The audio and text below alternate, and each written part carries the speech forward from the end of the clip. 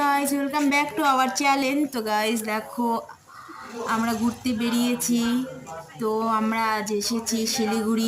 আমি, মা, দিদি, ভাগনা সবাই এসেছি আমার ছোট ভাইয়ের বাড়িতে। তো আমার ছোট ভাইয়ের বাড়ি বলতে আমার ছোট ভাই টেকনিশিয়ান। তো ও কাজের সূত্রে শিলিগুড়িতেই থাকে, আর আমরা শিলিগুড়ি পাশেই থাকি, মানে আমরা থাকি কিছুটা দূরে। তো যাই হোক, এই যে ঘুরতে এসেই রেস্ট টেস্ট করে আমরা সবাই বেরিয়েছি মেলা।